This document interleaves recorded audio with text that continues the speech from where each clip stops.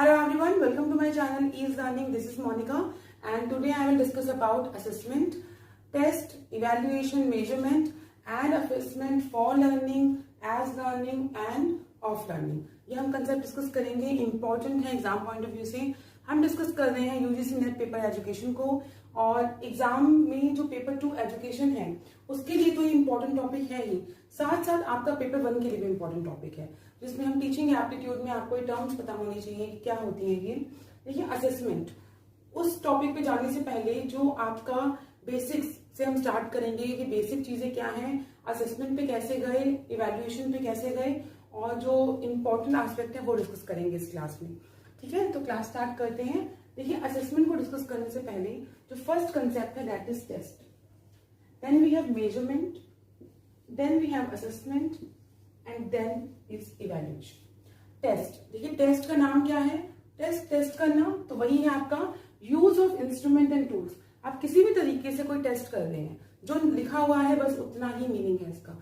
Tools और methods design to obtain information, कोई भी टूल्स और मेथड्स आप लगा रहे हैं जिसमें आप कोई इंफॉर्मेशन दे रहे हैं, that is test. Paper pencil test, oral test, performance test, तो कोई भी टेस्ट है जिसमें आपको कुछ रिजल्ट आएगा कि आपने कोई टेस्ट किया और आप एक पर्टिकुलर इंफॉर्मेशन गैदर कर देंगे। ठीक है, then we have measurement. Measurement क्या है, जिसमें हमारी क्वांटिटेटिव टर्म्स आ जाएंगी। इसमें हम क्या करेंगे, चेकिंग और स्कोरिंग सिस्टम। ठीक है, ये थोड़ा सा टेस्ट से एक फर्दर स्टेप आगे लेकर आए। टेस्ट में हम मेजरमेंट में भी टेस्ट यूज करते हैं, चेकिंग और स्कोरिंग सिस्टम। एक सिस्टम बना दिया कि हम चेक करेंगे और स्कोर करेंगे, सारे टेस्ट को मिला के हमने मेजर किया कि क्या रिजल्ट निकल कर आया। प्रोसेस ऑफ चेकिंग, देखिए आपने देखना यहाँ पे प्रोसेस वर्ड आया है, प्रोसेस ऑफ चेकिंग और वैलिडेटिंग आंसर। एक प्रोसेस है जिसमें हम चेक करते हैं, वैलिडेट करते हैं हमारे आंसर्स को। और सबसे important numerical scores. Objective test भी हो सकते हैं, सब्जेक्टिव भी हो सकते हैं। देखिए ऑब्जेक्टिव और सब्जेक्टिव में भी कुछ स्टूडेंट्स को कंफ्यूजन रहती है क्या ऑब्जेक्टिव और क्या सब्जेक्टिव है।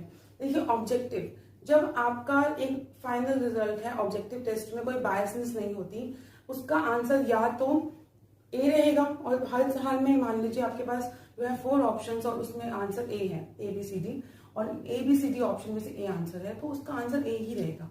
सब्जेक्टिव में क्या होता है कि आप अपने वर्ड्स में अपनी क्रिएटिविटी, अपनी जो स्किल्स हैं उसे इन्हांस करते हैं, और जो टेस्ट भी होते हैं वो बायस हो जाते हैं। क्यों? क्योंकि सब्जेक्टिव किसी पर्सन पे डिपेंड कर दिया तो उसकी बायसनेस या उससे वो आंसर किस तरीके से लग रहा है, तो वो सब चीजें इसमें इन्वॉल्व हो जाती हैं। दोनों ही टेस्ट की अपनी इंपॉर्टेंस है। क्यों? क्योंकि ऑब्जेक्टिव में तो आप जाते हैं, एक आंसर मार्क किया, आंसर की से मैच हुआ और आपने एक रिजल्ट निकल कर आया। सब्जेक्टिव में क्या होता है, स्टूडेंट्स की क्रिएटिविटी है वो निकल कर आती है। ठीक है, हम जो एग्जाम्स देते हैं, हमारे फाइनल एग्जाम होते हैं ग्रेजुएशन के, पोस्ट ग्रेजुएशन के, तो हर जो स्टूडेंट है वो अटेम्प्ट कर रहा है सेम क्वेश्चन को, लेकिन सब फिर भी सभी स्टूडेंट के मार्क्स अलग आ रहे हैं। क्यों? हाउ दे आर अटेम्प्टिंग, कैसे वो अटेम्प्ट कर रहे हैं उस स्टूडेंट उस क्वेश्चन पेपर को, वो डिपेंड करता है। किस तरीके से वो लिखेंगे, उसे अटेम्प्ट करेंगे, तो वो स्किल्स उनकी निकल कर आती हैं। ठीक है, इसमें आपके एसे, ड्राइंग या आपकी पर्टिकुलर स्किल्स, आपकी क्रिएटिविटी, क्या डायग्राम आपने बनाया और क्या अच्छी लैंग्वेज आपने यूज की, तो वो सब चीजें इन्वॉल्व हो जाएंगी। ऑब्जेक्टिव में ट्रू फॉल्स हो गया, यस नो टाइप के क्वेश्चन हो गए, या एक पर्टिकुलर आंसर की के हिसाब से आपने आंसर्स दे दिए। ठीक है, तो इसमें जैसे किसी की मेरिट आई तो 75% पे मेरिट आ रही है, तो एक आपने फिक्स कर दी चीज कि आप स्कोर कितना कर रहे हैं। तो टेस्ट में क्या है कि आपको एक टूल है एक तरीके का जिसमें आप टेस्ट कर रहे हैं। ठीक है, तो उस टूल या उस इंस्ट्रूमेंट के थ्रू आपने टेस्ट किया, आपने क्लास टेस्ट लिया या आपके टीचर ने आपके लिए खुद से टेस्ट प्रिपेयर किया, कैसे भी आपने टेस्ट लिया। मेजरमेंट में क्या है, एक प्रोसेस आ जाती है जिसमें सारे टेस्ट भी इन्वॉल्व हो जाएंगे। वो उससे थोड़ा सा ये नैरो कंसेप्ट है, तो ये इससे वाइडर कंसेप्ट है, चेकिंग और स्कोरिंग सिस्टम पे बेस्ड है। फिर आया आपका concept assessment.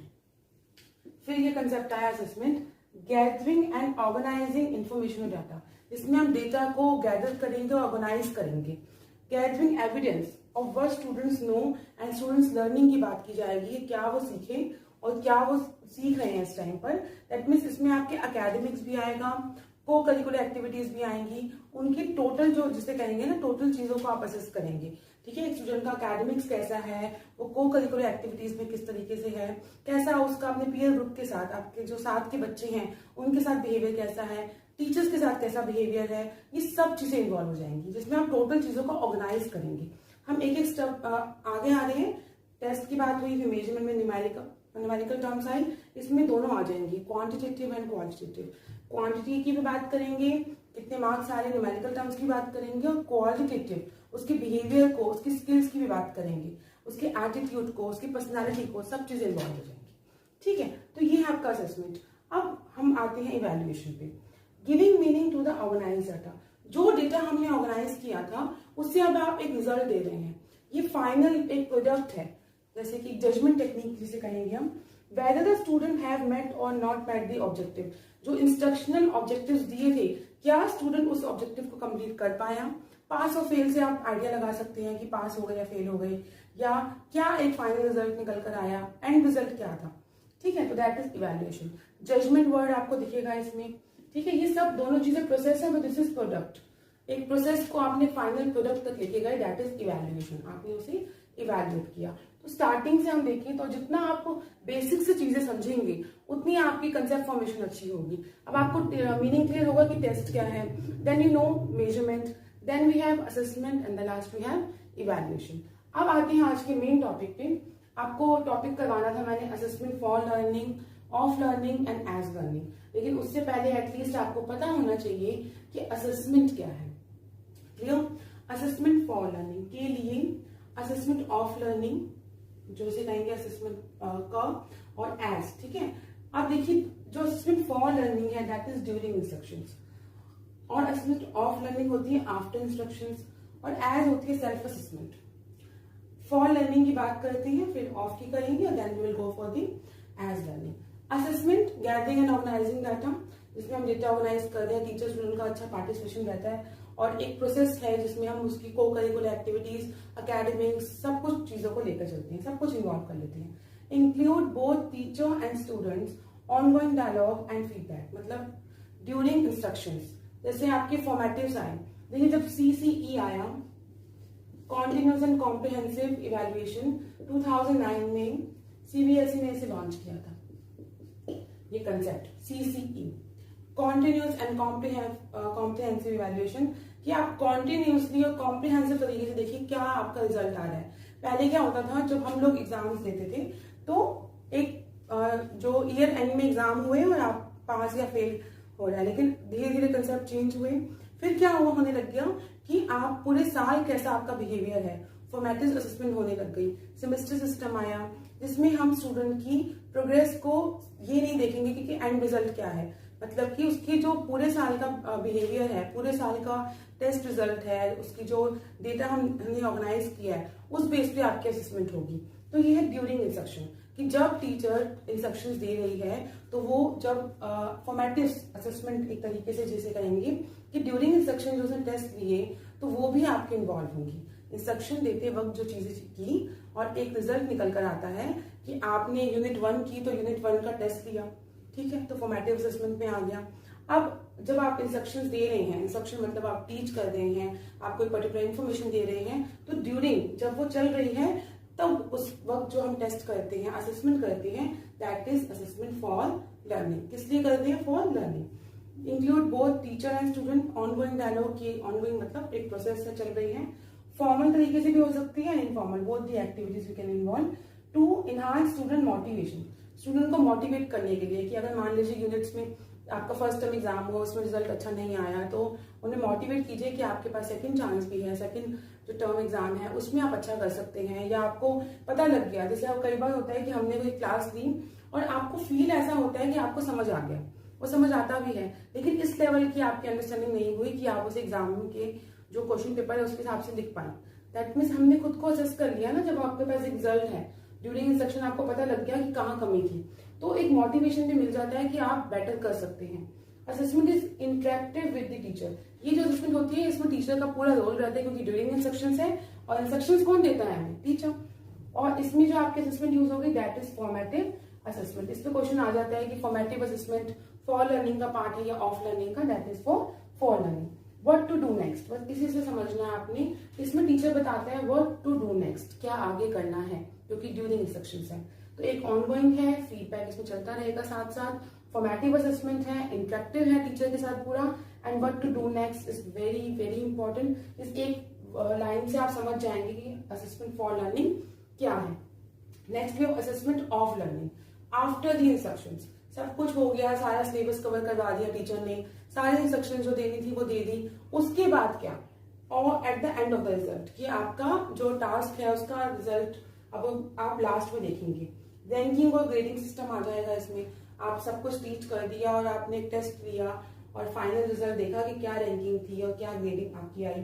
Clear description of plan learning, ये पहले से प्लान होता है, हमें पता है कि हम किसी भी कोर्स में या किसी भी क्लास में एडमिशन लेंगे तो फाइनली हमें एग्जाम देना है और एक रिजल्ट निकल कर आएगा। तो प्लान लर्निंग है, दैट इज वेरी ट्रू, ठीक है।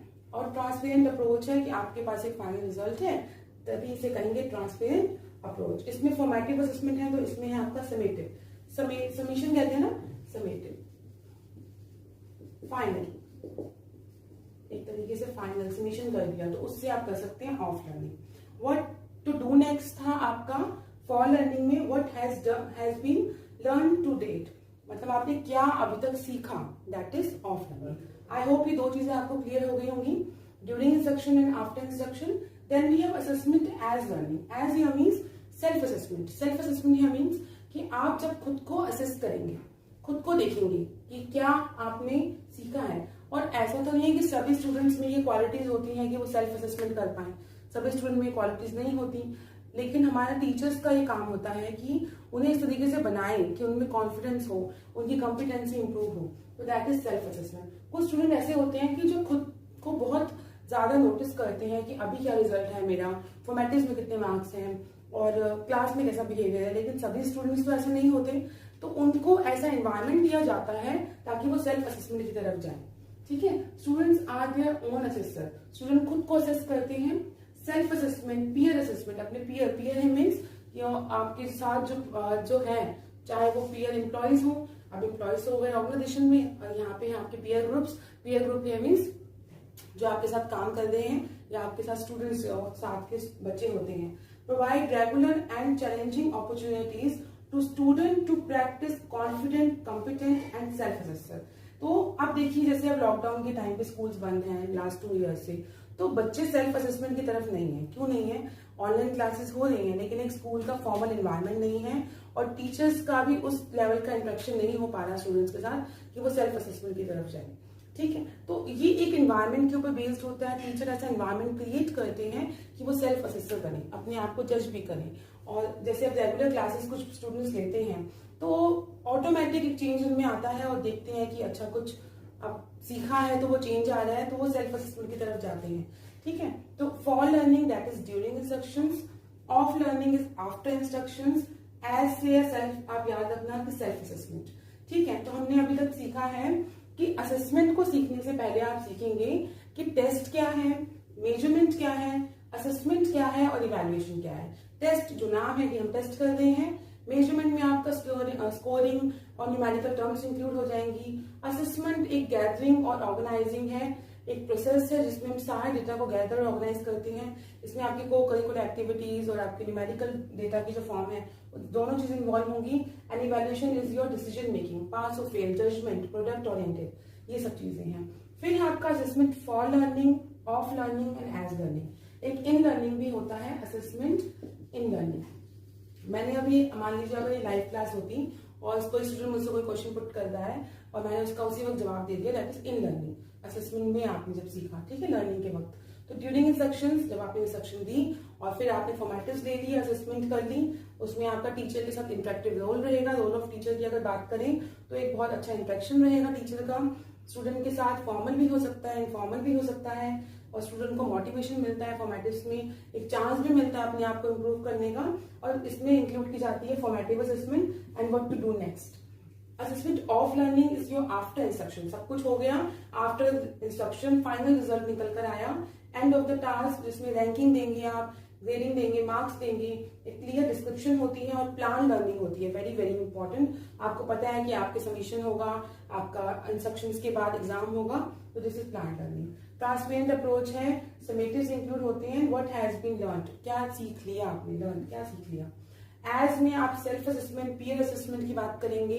टीचर का रोल ऐसा है कि उसे एक एनवायरनमेंट बनाना है ताकि बच्चे अपने आप को सेल्फ असेस कर पाए। इसका बहुत एक अच्छा पीडीएफ मैंने प्रिपेयर किया है दोनों का, तो वो आपको मैं शेयर करूंगी व्हाट्सएप ग्रुप पे। और अगर आपको वीडियो लेक्चर अच्छे लग रहे हैं, then do like, share and comment. और पीडीएफ में रेगुलर शेयर कर दी हूँ व्हाट्सएप ग्रुप पे। बहुत से स्टूडेंट्स हैं वो चैनल वीडियोस देख रहे हैं बट सब्सक्राइब नहीं किया उन्होंने, so I please request, please do subscribe to my channel. और जो पीडीएफ मिल रहे हैं, कुछ पीडीएफ अगर या वीडियो क्वालिटी में आपको दिख नहीं रहा है या प्रॉब्लम आ रही है तो प्लीज आप क्वालिटी ऑप्शन में जाके हाईएस्ट क्वालिटी ऑप्शन ऑप्ट कर सकते हैं। और बाकी कोशिश करूंगी मैं कि और अच्छी क्वालिटी कंटेंट आपको प्रोवाइड करने की। ठीक है, तो अगर वीडियोस लेक्चर हेल्पफुल लग रहे हैं तो please do like, share and comment. Thank you so much.